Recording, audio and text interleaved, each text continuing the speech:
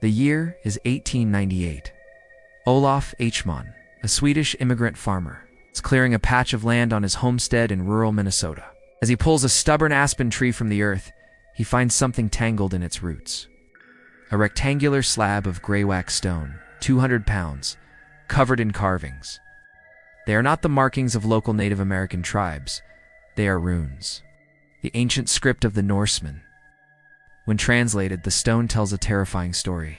Claims to be a monument left by a party of 30 explorers, a mix of Swedes and Norwegians deep in the American heartland. It speaks of a journey westward, of a camp where 10 of their men were found, red with blood and dead. It is dated, incredibly, to the year 1362. This is the Kensington runestone.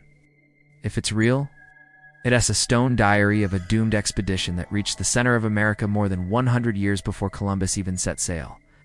It would mean the Vikings didn't just touch the coast of the New World, they penetrated its very heart. But this raises a profound and bitter question that has raged for over a century. Is this stone a priceless artifact that rewrites American history?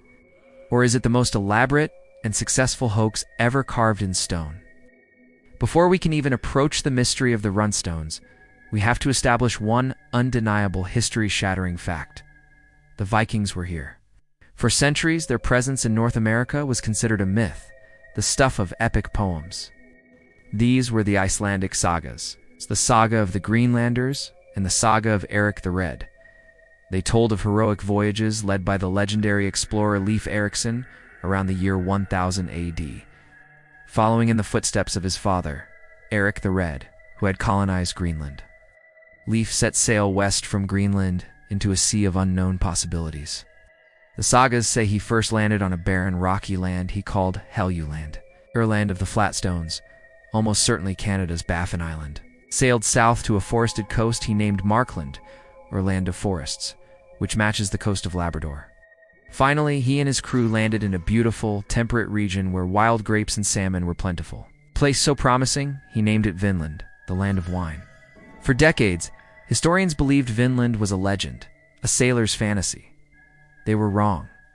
In the 1960s, a Norwegian husband-and-wife team, Helge and Anstein Ingstead, became obsessed with the sagas. They believed the descriptions of Vinland were too specific to be mere fiction. They followed the clues in the ancient texts, and on the northernmost tip of Newfoundland, Canada, at a place called Lawns O Meadows, they found it. Beneath the wild turf, they unearthed the remains of a Viking settlement.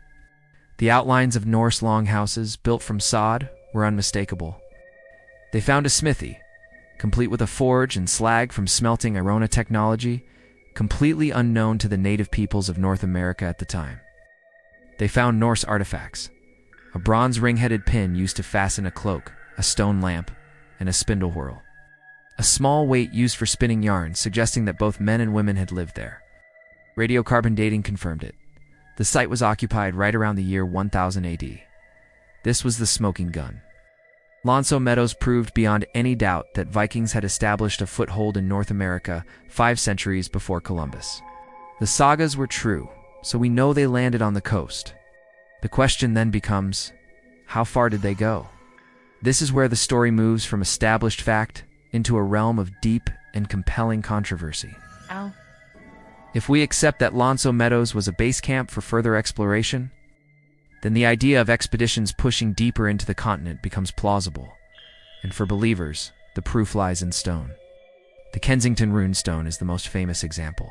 Its inscription, dated 1362, tells a story that aligns with a theorized expedition sent by King Magnus Eriksson of Norway and Sweden to search for a lost Greenlandic colony. The details of the inscription, describing a journey from Vinland west, a camp by a lake, and a massacre, are tantalizingly specific. When Olaf Eichmann found the stone, geologists were brought in. Some claimed the weathering on the stone's carvings was consistent with centuries of exposure and burial. But Kensington isn't the only anomaly. Far to the south, in Heavener, Oklahoma, stands another massive stone tablet. Known as the Heavener runestone, its carvings are in an older runic alphabet, it's the Elder Futhark, and seem to spell out Namdal or Glom's Valley. The style of these runes dates them to between 600 and 900 AD, centuries even before Leif Erikson. Could Viking explorers have sailed up the Mississippi and Arkansas rivers, leaving this territorial marker behind? Then there are the Spirit Pond runestones. Discovered in Maine in 1971, this set of 3 stones contained not just runic inscriptions, but what appeared to be a crude map of the local area. The inscriptions told a now familiar story: a tragic journey, a battle with natives, and the death of comrades. Each of these stones, if authentic, would be a landmark discovery. Together, they seem to paint a picture of widespread Norse exploration across the continent. Long after the initial settlement at Vinland had been abandoned, it's a romantic and powerful narrative.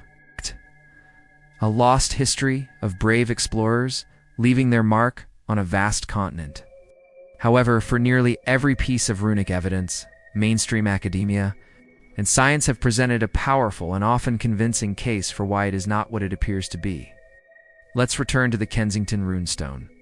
The single most damning evidence against it is linguistic. While the public focused on the story, language experts focused on the words. They found that the grammar, syntax, and some of the specific runes used on the stone were not consistent with 14th century Norse. In fact, several words and grammatical forms were common in the 19th century Swedish and Norwegian. Dialects spoken by the thousands of Scandinavian immigrants living in Minnesota, immigrants just like Olaf Eichmann. The proof of the carver's identity, the experts argue, is written in the language of a modern hoaxer, not a medieval explorer. Furthermore, the consensus among geologists today is that the stone's weathering is not proof of great age. The other stones face similar scrutiny. The Heavener runestone's runes are believed by most scholars to have been carved in modern times, perhaps by a member of a local historical society with an interest in Viking lore. The Spirit Pond stones are almost universally regarded by runic experts as a modern forgery. With linguistic errors similar to the Kensington stone, the case for these stones being hoaxes is strong. It was a time of intense cultural pride for Scandinavian Americans, who were often looked down upon by the Anglo-American establishment. Finding proof that their ancestors were the true discoverers of America would have been a powerful cultural statement. The narrative of the brave Viking explorer lost in the wilderness was a story people wanted to be true. So, are these artifacts nothing more than elaborate lies carved by proud immigrants in the 19th and 20th centuries? The evidence certainly points that way, but to dismiss them entirely is to miss the larger, more profound truth. The running stones themselves may be fake, but the idea they represent is very real. We know, with absolute certainty, that Vikings settled in North America. We know Lonso Meadows was a base of operations. The sagas, now proven to be rooted in fact, speak of multiple voyages south from Vinland. They talk of trade and violent conflict with the native peoples they called Skrallings. The historical record ends there, but it's inconceivable that their exploration stopped at the Newfoundland coast. The real Viking legacy in North America is not a controversial stone in Minnesota. It is the undeniable fact that they were the first Europeans to cross the Atlantic and build a new home in this world, a feat of navigation, courage, and ambition that history forgot for nearly 1,000 years. Their settlement ultimately failed. They retreated, and their incredible accomplishment faded into myth. But the unwritten chapter of their story still haunts the imagination. What happened on those other voyages? How far south did they travel? What other interactions did they have? The runestones, real or not, are echoes of this tantalizing possibility. They represent a story whose authentic conclusion may still be out there, buried in a coastal inlet in Maine or along a riverbank in Quebec, waiting for its own hell jinxted to unearth it. They are a whisper on the prairie wind, a reminder that history is not a closed book, but a landscape with vast, unexplored territories. The Viking runes may be a modern fiction, born from a real history. But what happens when the mystery is an ancient map, drawn with knowledge that shouldn't exist? If you were captivated by the riddle of the Viking presence in America, you must learn about the Peary race map of 1513.